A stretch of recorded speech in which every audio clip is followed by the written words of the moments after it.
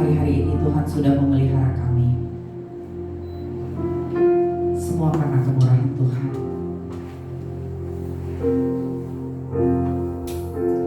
Sampai akhir hidupku Tuhan, aku mau mengiringmu. Terima kasih Tuhan.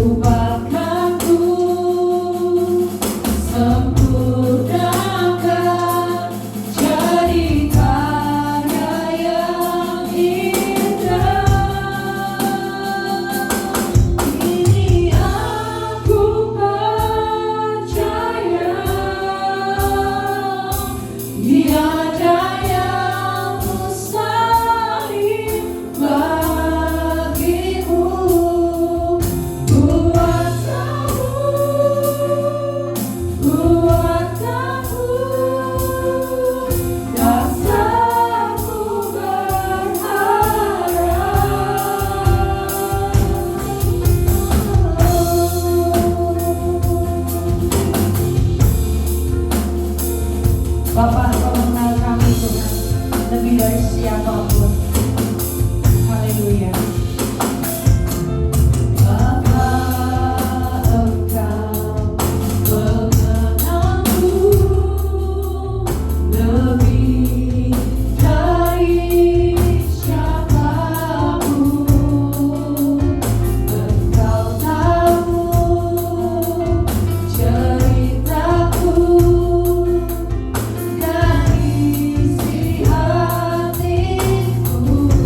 Peduli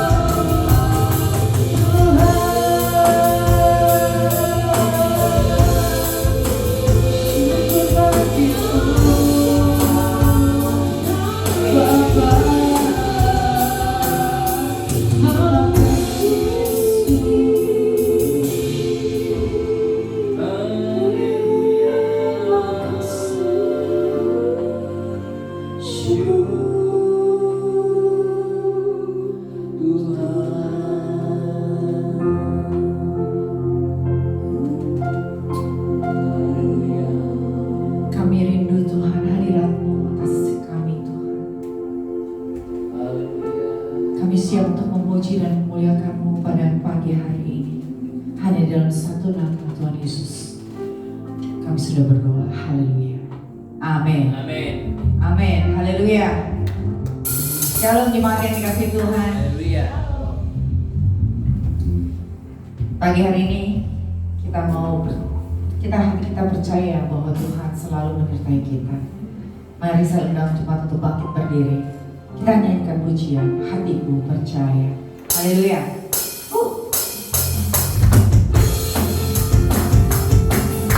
Tuhan aku tenang dan perisaiku. Haleluya.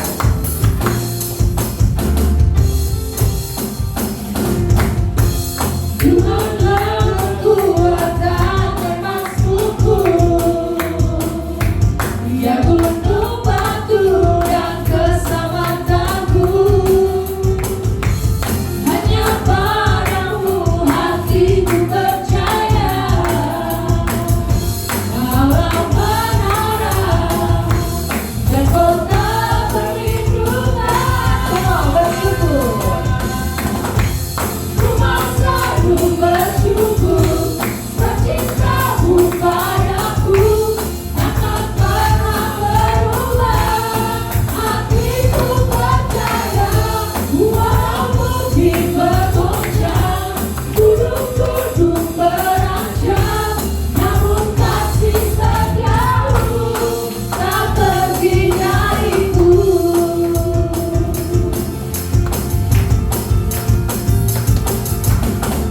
Haleluya.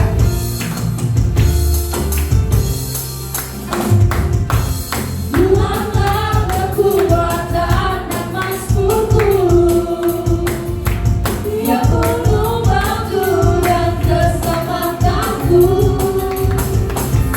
Hanya padamu hatiku percaya,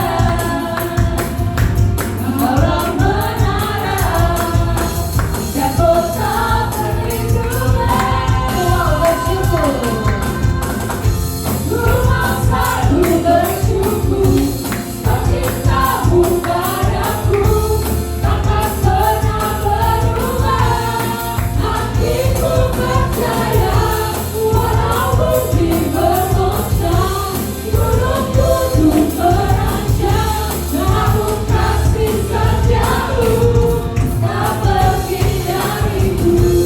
Rumah selalu bersyukur, cintamu padaku takkan pernah berubah. Hatiku percaya, walaupun bergoncang, gunung-gunung berancam, namun kasih setiamu mau bersyukur. Rumah selalu bersyukur, cintamu padaku takkan pernah berubah. Hatiku percaya, walaupun bergoncang, gunung-gunung berancam, namun kasih setiamu tak pergi dariku. Kasih setiamu tak pergi dariku. Kasih setiamu tak pergi dariku. Haleluya.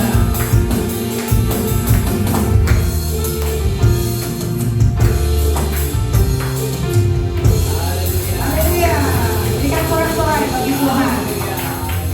Saudara percaya betapa hebat, betapa dahsyat Allah kita. Amin. Amin. Dia ternama Yesus Raja, segala raja. Haleluya. Betapa hebat, betapa kuat.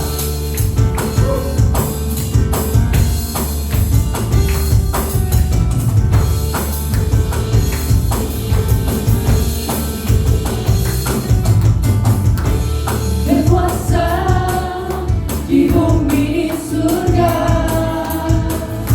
bertata dalam kemuliaan.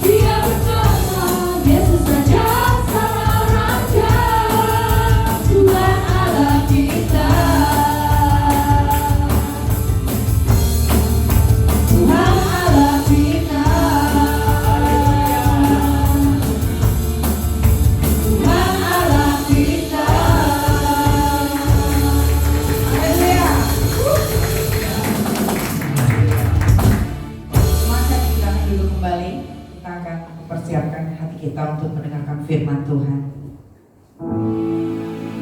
Kita percaya dalam kehidupan kita selalu ada mujizat dalam bersyukur. Karena Tuhanlah kekuatan kita. Terima kasih Tuhan.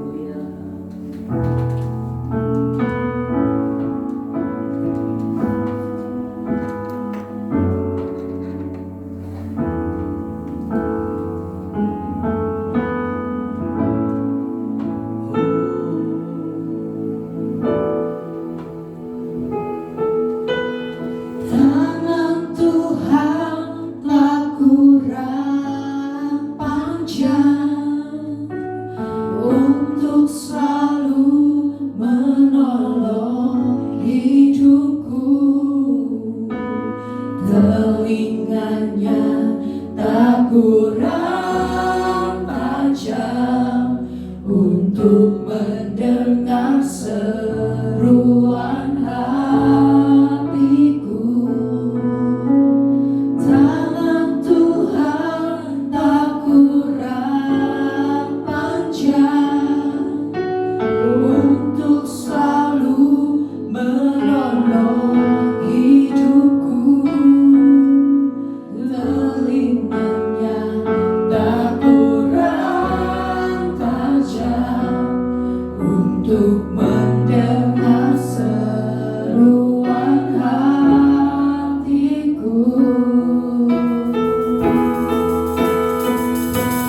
Padaku mujizat dalam bersyukur, Engkau tempat perlindunganku.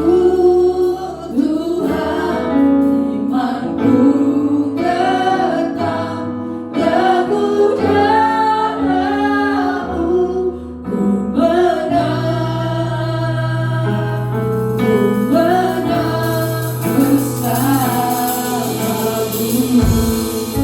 Mari lebih sungguh lagi menyanyikan pujian ini. Haleluya. Tangan Tuhan tak kurang panjang untuk selalu menolong hidupku.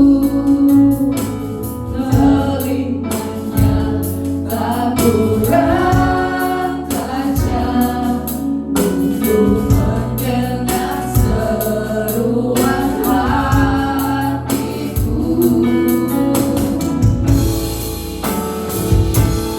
Ada mujizat dalam bersyukur, Engkau tempat perlindunganku. Tuhan,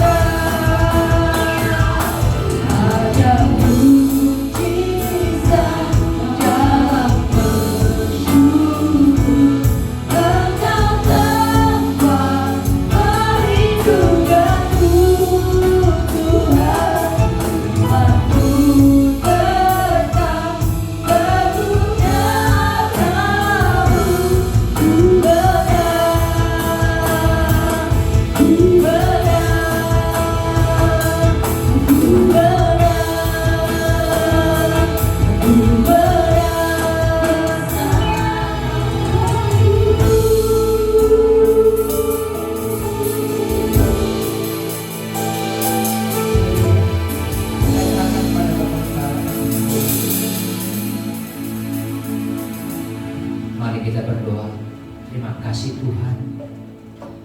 Sesuai pujian yang kami naikkan, ada mujizat Tuhan di dalam kami bersyukur, di dalam kami memuji dan menyembah Tuhan. Sebentar Tuhan kami akan mendengarkan kebenaran firman-Mu. Berbicaralah kepada kami semua, karena kami siap untuk mendengarkannya ya Tuhan. Berkatilah kami yang hadir pada hari ini Tuhan. Di dalam nama Tuhan Yesus Kristus kami berdoa. Haleluya. Amin. Puji Tuhan. Shalom saudaraku yang kekasih. Pada hari ini firman Tuhan akan berbicara tentang panggilan orang-orang percaya yang diberkati untuk menjadi berkat. Saudara yang kekasih dalam Tuhan, salah satu panggilan orang percaya adalah untuk menjadi berkat. Tuntutan untuk menjadi berkat tidak melihat situasi dan kondisi seseorang, baik ia dalam kondisi baik maupun dalam kondisi ia tidak baik. Tuntutan Tuhan tetap berada kepada kita, harus kita ini menjadi berkat. Mungkin ada yang berkata, Pak Pendeta, bagaimana saya bisa mau memberkati kalau saya belum diberkati oleh Tuhan? Oh no, Alkitab tidak mengajarkan seperti itu. Kalau ada orang yang mengajarkan, kalau ada pendeta yang mengajarkan seperti itu, saya percaya itulah bukan daripada Injil Kristus. Sebab Injil mengajarkan kepada kita, baik atau tidak baik keadaan kita, kita ini harus menjadi berkat bagi orang lain.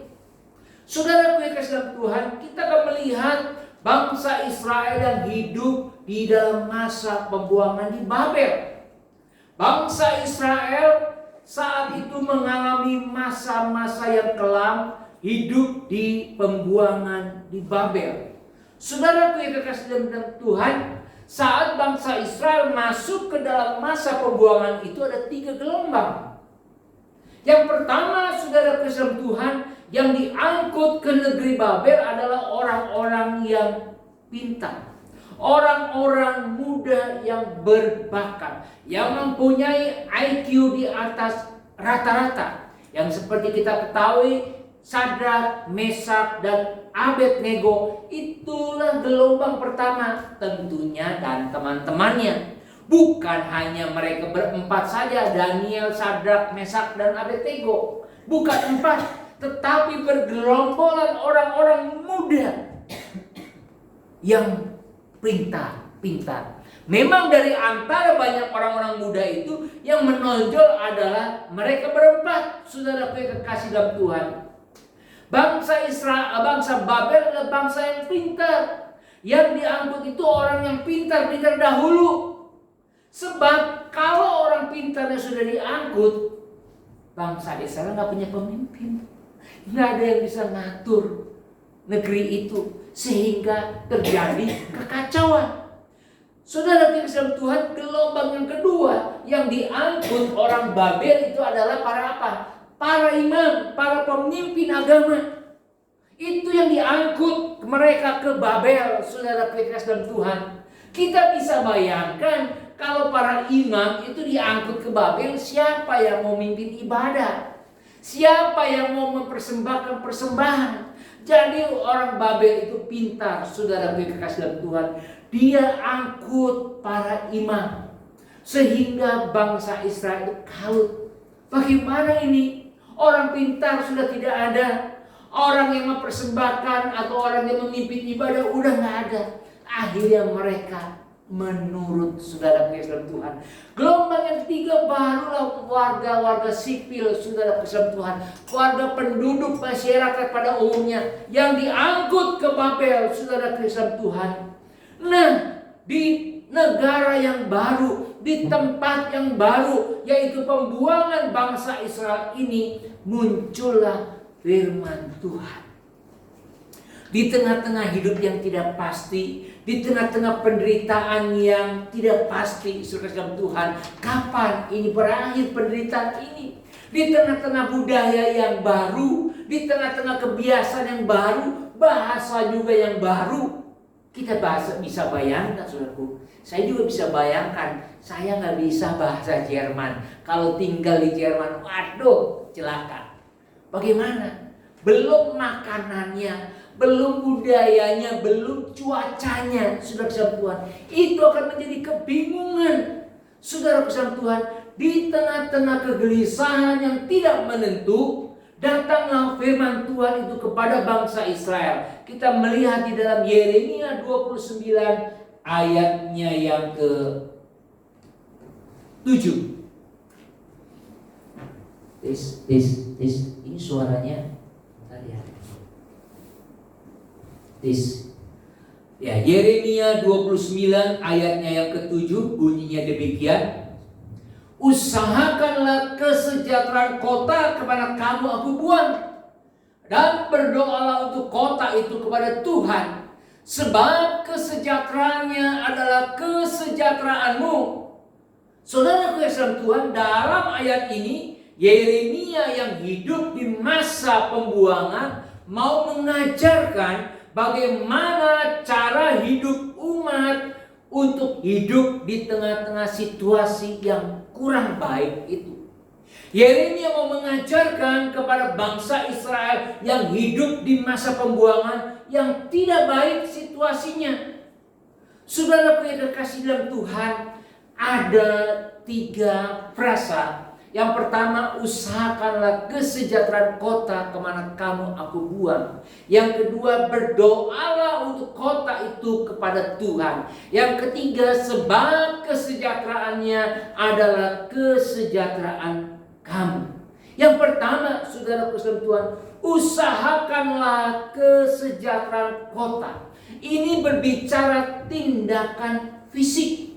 Artinya apa? Kita harus action. Memberi harus bagian daripada hidup kita. Kalau di dalam gereja ada istilah diakonia, membantu, memberi pelayanan kepada orang-orang yang membutuhkan. Saudara Kristus, sebagai orang percaya kita harus mempunyai tindakan, harus mempunyai action di dalam kehidupan kita. Sebab saudara Kristus Tuhan, sebagai orang percaya yang kita mengaku kita punya kasih tetapi kita tidak punya tindakan, itu omong kosong. Saudara Kristus Tuhan, kata agape yaitu kasih adalah kata benda untuk Allah. Agape itu kata benda untuk Allah. Kalau kita melihat di dalam Yohanes 4, 1 Yohanes 4 ayat yang ke-8. 1 Yohanes 4 ayat yang ke-8 berbunyi demikian. Barang siapa tidak mengasihi aku, ia tidak mengenal Allah, sebab Allah adalah kasih. Kata kasih di dalam bahasa Yunani, kalau saudara melihat di dalam Alkitab bahasa Yunani, kasih itu digunakan kata agape. Itu adalah kata benda. Agape itu hanya diperuntukkan kepada Tuhan saja. Nah, begitu kata agape digunakan pada manusia, kepada saudara dan saya, itu menjadi kata kerja, yaitu agapao. Kita melihat di dalam Matius 22 ayat yang ke-37. Matius 22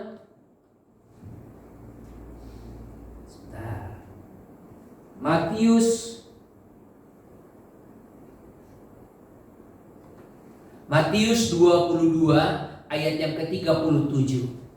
Jawab Yesus kepadanya, kasihilah Tuhan Allahmu dengan segenap hatimu dan dengan segenap jiwamu dan dengan segenap akal budimu. Kasihilah Tuhan. Itu menggunakan kata bukan agape, tetapi agapao, artinya kata kerja. Saudaraku yang terkasih dalam Tuhan, jika kita mempunyai kasih Allah di dalam hidup kita, maka kasih itu harus diwujud nyatakan dalam kehidupan kita. Jadi memberi atau mengusahakan kota adalah tanggung jawab kita sebagai orang percaya. Jangan berpikir dengan memberi kita akan kekurangan. Itu konsep dunia. Alkitab memberitahu dengan kita memberi, maka kita akan mendapat. Seperti yang tertulis di dalam Amsal 11 ayat yang ke-24. Amsal 11 ayat yang ke-24 berbunyi demikian. Ada yang menyebar harta, ini memberi, tetapi bertambah kaya. Ada yang menghemat secara luar biasa, namun selalu berkekurangan. Ini satu konsep yang berbeda antara konsep Alkitab dengan konsep dunia. Seperti yang kita diajarkan waktu kecil dari sekolah, hemat adalah pangkal kaya. Tetapi dengan Alkitab itu bertolak belakang. Dikatakan ada yang menyebar harta tetapi bertambah kaya. Ada yang menghemat secara luar biasa, namun selalu berkekurangan. Bahkan lebih lagi Tuhan Yesus berkata sendiri kepada kita orang-orang percaya di dalam Kisah Rasul 20 ayat yang ke-35. Kisah Rasul 20 ayat yang ke-35 berbunyi demikian. Dalam segala sesuatu telah kuberikan contoh. Tuhan Yesus memberikan contoh kepada kamu bahwa dengan bekerja demikian kita harus membantu orang-orang yang lemah. Dan apa? Harus mengingat perkataan Tuhan Yesus. Kenapa ini? Kenapa laptopnya? Gak keluar ayatnya. Kisah Rasul 20 ayat yang ke-35 ya.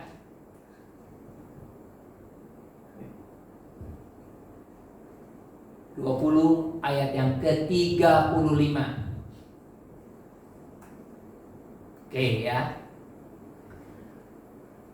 Saya ulang, dan harus mengingat perkataan Tuhan Yesus, sebab Ia sendiri telah mengatakan apa? Adalah lebih berbahagia memberi daripada menerima. Jadi Tuhan Yesus sendiri mengajarkan kita harus membantu orang yang lemah. Dan ingat, lebih berbahagia memberi daripada menerima. Tapi memang kenyataannya banyak orang percaya bahkan yang suka menerima, tidak mau memberi. Jadi saudara kekasih Tuhan, mengusahakan kesejahteraan kota adalah tanggung jawab orang percaya. Kalau kita tidak melakukan, jangan sampai nanti Tuhan Yesus akan berkata kepada kita, "Aku tidak mengenal engkau, hai pembuat kejahatan." Ini sungguh mengerikan. Jadi kita harus melakukannya, itu memberi. Memang saudara Kristen Tuhan, ada gereja-gereja tertentu atau ada orang-orang tertentu yang memiliki pemahaman kita ini harus menerima berkat. Tetapi tanpa penekanan yang kita harus memberi dan memberi. Nah, saudara Kristen Tuhan, jadi Tuhan mengajarkan kepada kita semua pada hari ini, kita ini harus memberi. Mengusahakan kota, mengusahakan kesejahteraan kota adalah harus satu action, satu tindakan, yaitu kita harus memberi. Saya suka dengan terjemahan Alkitab kasih dalam bahasa Indonesia. Kasih artinya apa? Ya udah, terjemahan bebasnya kasih ya kasih, beri, kasih, bukan cinta kasih saja, tetapi kasih itu yang memberi. Ya udah, gua kasih aja, berkasih, memberi. Saudara kesehatan Tuhan, itu yang pertama.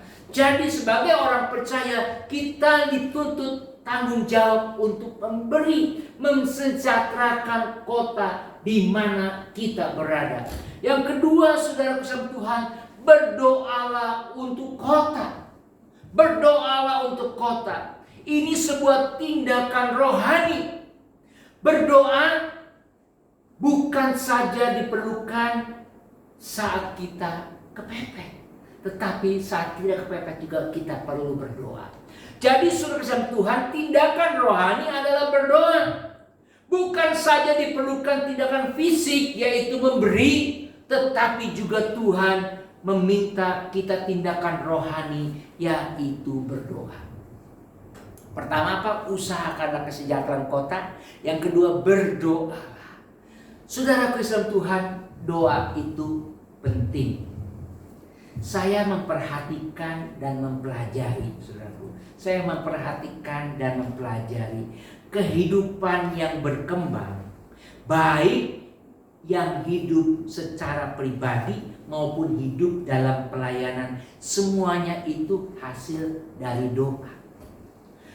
Orang yang berkembang hidupnya menjadi diberkati oleh Tuhan, itu salah satunya doa. Orang yang berkembang hidupnya sukses, itu hasilnya karena doa. Pelayanan juga sama. Pelayanan yang berkembang menjadi besar, itu juga karena doa. Saudaraku Islam Tuhan, doa itu tidak ada yang sia-sia. Doa itu gak ada yang sia-sia, saudara. Sekalipun itu hanya rutinitas. Sekalipun itu hanya rutinitas. Coba kita lihat di dalam Matius 6 ayat yang kelima. Matius 6 ayat yang kelima berbunyinya demikian. Ini perkataan Tuhan Yesus. Dan apabila kamu berdoa, janganlah berdoa seperti orang munafik. Tuhan bilang, kamu kalau doa jangan seperti orang munafik. Mereka suka mengucapkan doanya dengan berdiri dalam rumah-rumah ibadat pada tikungan-tikungan jalan raya, supaya mereka dilihat orang. Nah, ini Tuhan Yesus berkata kepada kita, sesungguhnya mereka sudah mendapat upahnya.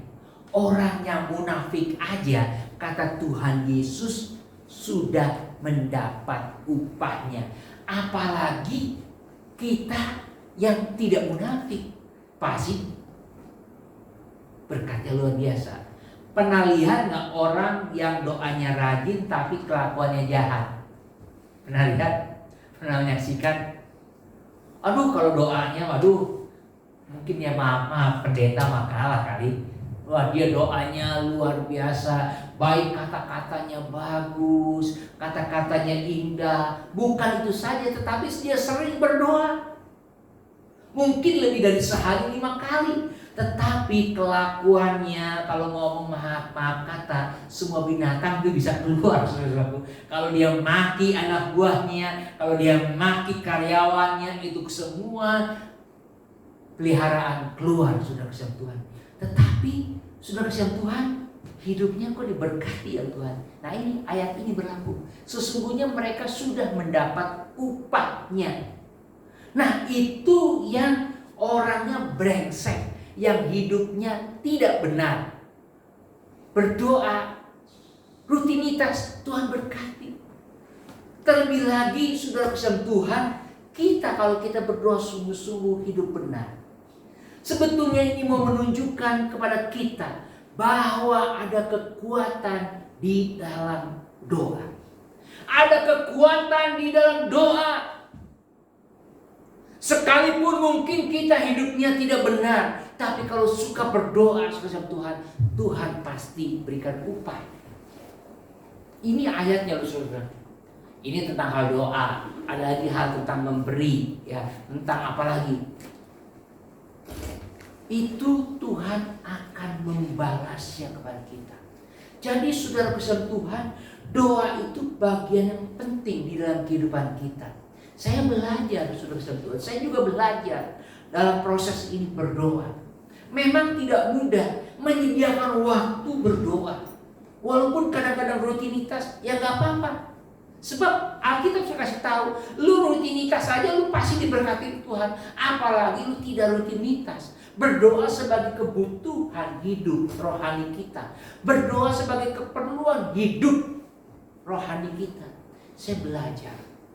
Mulai saat ini saya belajar saudara Tuhan berdoa. Menyediakan waktu untuk berdoa. Ya kadang-kadang tidak bisa dipungkiri kejenuhan ada. Kebosanan ada. Kemalasan ada. Tetapi saya harus paksa untuk tetap berdoa. Karena saya tahu doa itu mempunyai kekuatan yang luar biasa. Ada kekuatan supranatural di balik itu, yaitu Tuhan akan menolong kita. Tuhan akan menyertai kita. Tuhan akan memimpin hidup saudara dan saya. Amin. Jadi Yeremia berkata, berdoalah untuk tempatmu. Kita berdoa untuk sekeliling kita. Saudara kusam Tuhan, pasti ada kekuatan. Saya juga mulai belajar doa keliling, saudara Tuhan. Menyediakan waktu doa keliling. Pasti itu akan terjadi.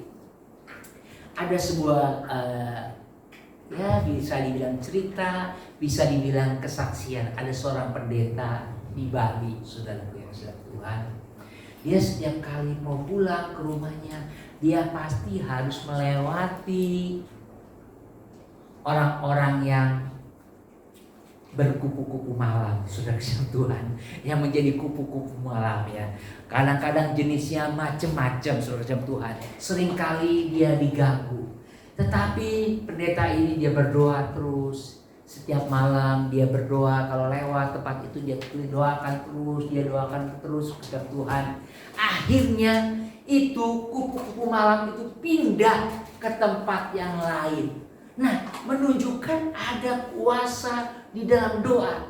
Nah, pertanyaannya saudara Tuhan, ada pendeta yang lain, waduh Pak Pendeta, sekarang di tempat saya banyak kupu-kupu malam. Dia nggak tahu itu pindahan dari tempat dia, kata dia. Nah, itu sih resikonya. Lu harus doain tempat itu supaya kupu-kupu malamnya juga pergi. Jadi saudara Tuhan, di balik itu ada kekuatan doa. Saya percaya doa itu memang tidak mudah. Doa itu memang tidak seperti kita makan cabai. Tidak. Tetapi doa itu mungkin seperti obat yang bereaksinya lama. Mungkin obatnya dosisnya tidak terlalu keras, tetapi dia tetap mempunyai manfaat. Kan ada dokter yang memberikan resep itu tidak terlalu keras, tetapi manjur bermanfaat untuk jangka yang panjang.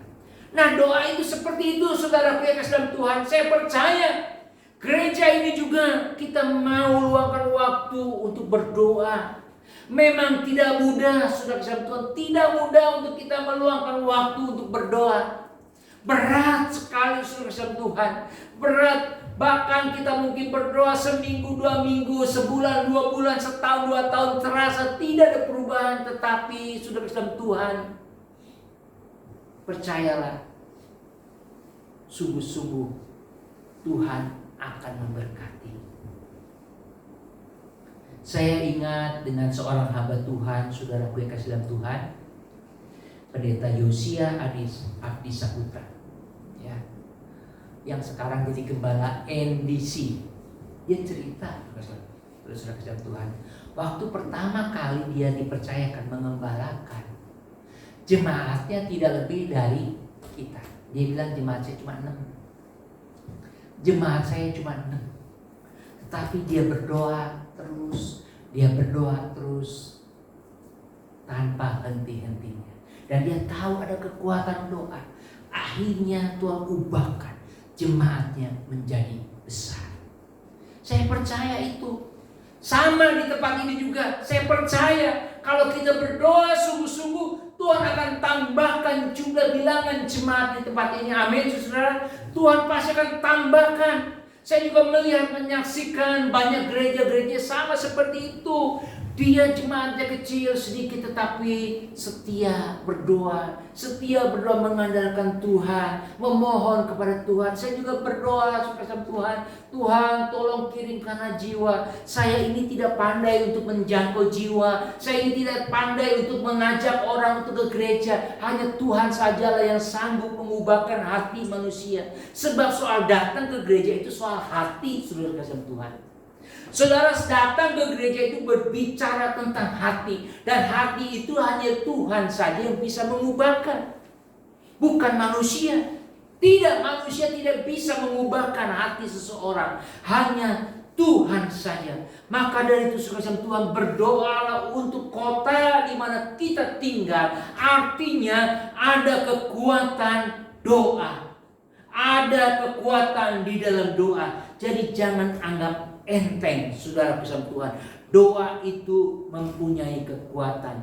Yang ketiga, saudaraku yang kekasih dalam Tuhan, kesejahteraannya adalah kesejahteraanmu.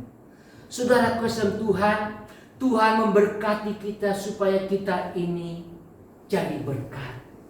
Blessed to be blessed. Diberkati untuk menjadi berkat. Tuhan akan mensejahterakan kita terlebih dahulu agar kita menjadi berkat bagi orang lain. Untuk bisa mengusahakan kesejahteraan kota, kita harus diberkati terlebih dahulu. Diberkati tidak identik dengan berlimpah materi. Dengarkan baik-baik. Diberkati tidak identik dengan berlimpah materi, tetapi lebih pada ketentraman hati. Sebab jika materi yang menjadi patokannya, bagaimana dengan orang-orang yang memenangkan jiwa tetapi tidak mempunyai materi, tidak mempunyai uang? Saudara kasih Tuhan, banyak hamba-hamba Tuhan yang berkata, kita ini harus diberkati dulu, kita ini harus punya dulu. Lu bagaimana mau berkata Tuhan itu sang pemelihara kalau hidup lu gak dipelihara oleh Tuhan? Kelihatannya betul, tetapi itu sungguh menyesatkan. Itu bukan Injil Kristus, itu Injil dunia. Injil Kristus berkata kita harus memenangkan jiwa, diberkati oleh Tuhan, bukan karena kita sudah hidup berkelimpahan. Tidak, saudara kasih Tuhan. Jadi diberkati di sini bukan penekanannya kepada materi. Saudara kasih Tuhan, sekali lagi, kalau ada orang yang penekanannya kepada materi diberkati, itu bukan Injil sejati. Itu Injil yang lain. Saudaraku yang kekasih dalam Tuhan. Jadi kita ini diberkati oleh Tuhan. Pertama apa? Kita mempunyai damai sejahtera di dalam kehidupan kita. Hidup kita tenang. Itu artinya kita sudah diberkati oleh Tuhan. Juga apa? Kita mempunyai kepastian di dalam Tuhan bahwa Tuhan telah menyelamatkan hidupku, bahwa Tuhan telah mengangkat aku dari dosa. Itu tandanya saudara sudah diberkati oleh Tuhan. Nah, saudara yang kasih Tuhan, jadi diberkati bukan sekedar secara materi. Kesejahteraanmu adalah kesejahteraan kota juga. Bukan secara materi, tetapi secara hati kita. Nah, saudaraku yang dalam Tuhan, jadi bagaimana kita supaya diberkati oleh Tuhan? Banyaklah berdoa. Sebab dengan mencari Tuhan, kita akan hidup seperti yang di dalam Amos 5 ayat yang keempat. Amos 5 ayat yang keempat, carilah aku, maka kamu akan hidup. Kita ini harus mencari Tuhan. Kembali kepada poin kita harus banyak berdoa. Kembali ke pokok permasalahan kita, haruslah kita banyak berdoa. Kita mengandalkan Tuhan di dalam kehidupan kita.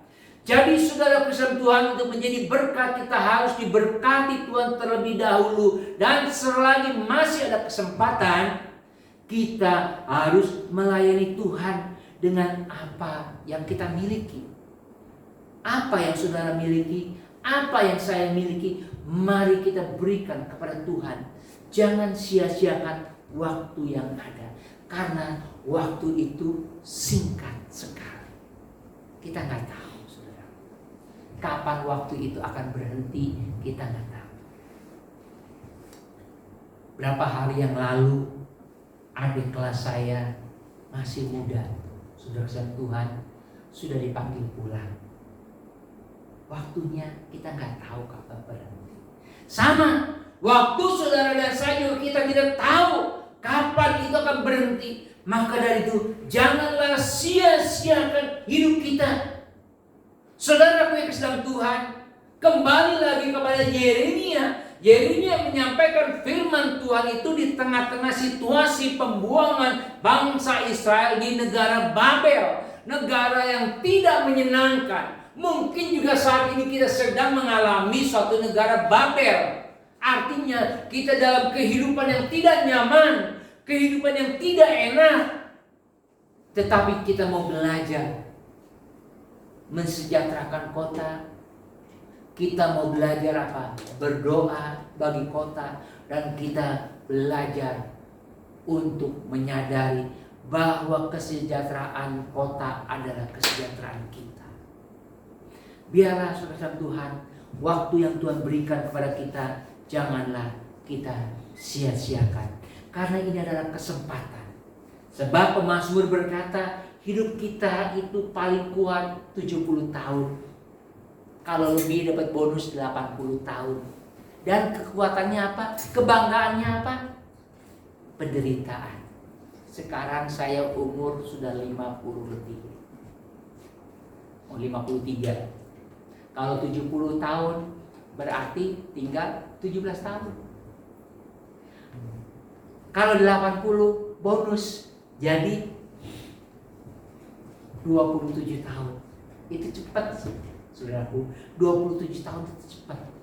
Dan kita kalau sudah masuk di usia 80, aduh, udah semuanya serba terbatas. Mungkin waktu kita masih muda, mau makan ini, mau makan itu susah karena nggak punya duit. Tetapi kalau udah tua, mau makan ini, makan itu bukan karena nggak punya duit, tetapi karena nggak boleh, banyak pantangannya, saudara Tuhan. Mau makan steak jangan, entar tensi lu tinggi. Mau makan apa lagi? Mau makan makanan yang enak, apalagi makan all you can eat. Aduh, udah nggak bisa, sudah tidak bisa. Bukan waktunya lagi. Maka dari itu, waktu yang terbatas ini, mari kita gunakan untuk menyenangkan hati Tuhan. Amin buat firman Tuhan. Kita akan nyanyikan pujian. Saya undang pemain musik. Hidup ini adalah kesempatan. Hidup ini untuk melayani Tuhan. Jangan sia-siakan waktu yang Tuhan beri. Hidup ini harus jadi berkat.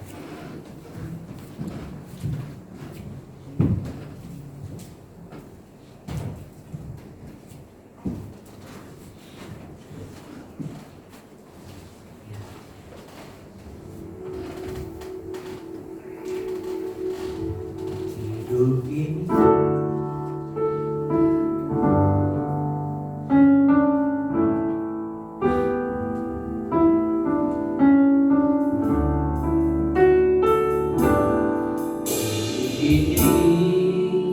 adalah kesempatan. Hidup ini untuk melayani Tuhan. Jangan sia-siakan waktu yang Tuhan beri. Hidup ini harus jadi. Sekali lagi, hidup ini adalah kesempatan. Hidup ini adalah kesempatan. Hidup ini untuk melayani Tuhan. Jangan sia-siakan waktu yang Tuhan beri. Hidup ini harus jadi berkat. Oh Tuhan, pakailah. Oh Tuhan, pakailah hidupku selagi aku masih kuat. Bila saatnya nanti ku tak berdaya lagi, ini sudah jadi. Oh Tuhan, pakailah. Oh Tuhan, pakailah hidupku selagi aku masih kuat. Bila saatnya nanti ku tak berdaya lagi, ini sudah jadi berkat.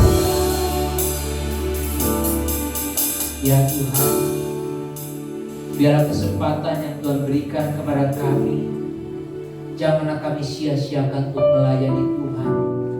Janganlah kami sia-siakan untuk kami buang bagi dunia ini, bagi kesenangan dunia ini, tetapi untuk kami melayani Tuhan. Sebab hidup ini harus menjadi berkat. Bukan saat kami berkelimpahan, saat kami berkekurangan juga, biarlah kami boleh menjadi berkat. Tuhan, pakailah hidup kami ini, hidup yang singkat ini Tuhan berkati. Seperti Tuhan mengajarkan melalui Yeremia untuk memberkati kota, untuk mendoakan kota, sebab kesejahteraannya adalah kesejahteraan kita semua. Itu sebuah panggilan yang mulia untuk kami hidup menjadi satu berkat. Berkatilah gereja ini ya Tuhan. Berkatilah kami yang hadir pada siang hari ini Tuhan. Karena kami percaya Tuhan ada di tengah-tengah kami. Terpujilah nama Tuhan. Dalam nama Tuhan Yesus kami berdoa. Haleluya. Amin.